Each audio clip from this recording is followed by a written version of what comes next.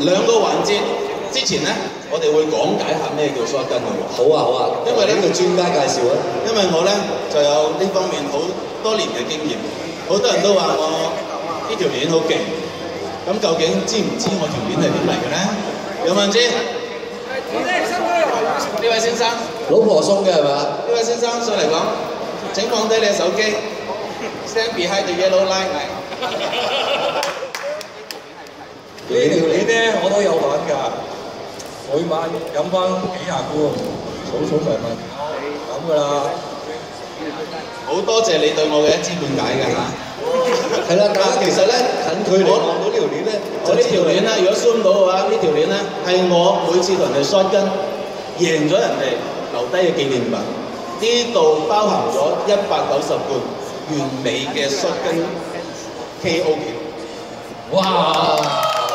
但係因為咧呢條鏈，我又要同老婆交代，你會點解釋咧？咁中意飲酒死佬，喺出邊買嘅。所以我每次開啤酒之前咧，我都會諗老婆一次。老婆，哇！正所謂呢個男人要浪漫，最緊要係咩啊？豆腐火腩飯啦，唔係要食飯。好，事不宜遲啦，我哋講解下我哋嘅 shotgun 嘅流程先。好，係我哋望一望我哋右手邊。嗱，其實咧 shotgun 要完成咧係有分4個 point 嘅。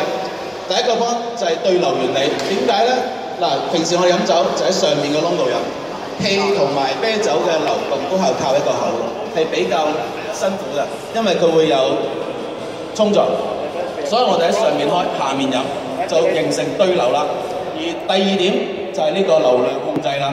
咩叫流量控制咧？你飲酒之前，你知一罐330嘅啤酒，佢係330毫升，咁我哋要喺3秒內完成咧，你每1秒嘅流速一定唔可以慢過110毫升。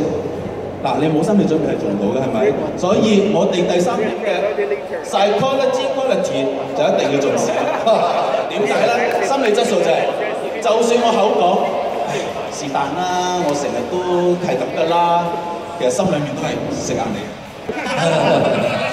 而第4點就係生理準備啦。生理準備就係，譬如你想擺隻大笨象嘅雪櫃，你首先要點做啊？我請我嘉賓上嚟講啦。嗱，其實呢位嘉賓我一定要介紹佢。點解咧？喺我哋 shotgun challenge 之前咧，咪有個 ice bucket challenge， 有冇人玩過啊？有倒個冰落去兜球林嗰個啦。係啦，呢位阿 Joe 哥咧 ，Joe Smith 嘅老闆咧就講非常之特別。點解咧？好多人咧喺呢度跌低咧，都會喺呢度爬翻起啦。但係我上次睇佢玩 ice bucket challenge 咧，即刻嗰個跌低喎。因為佢喺車頂玩啊，一淋咧跣咗落車下面，所以你一跌低咧就喺隔離爬翻起，係非常之麻煩。所以咧嗱，如果各位朋友咧對佢呢條片咧有興趣，亦都可以上 YouTube 度搜尋翻嘅。係有嘅 ，YouTube 有嘅，我會 upload 佢啦，係。重溫翻啦。所以嗱，阿 Jo，我想問一問你都會玩㗎嗬？咁你覺得你有ice bucket challenge 嗰個心理，即係上次咁嘅經驗啦，今次你會點樣表現咧？再睇多次會唔會嘅？我今次會加上全力以赴。咁就心理質素好緊要啦。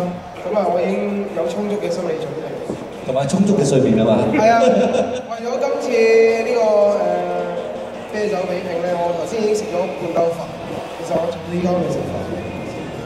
好多謝阿 Jo 嘅，多謝阿 Jo 嘅。轉頭揾你省到佢啦。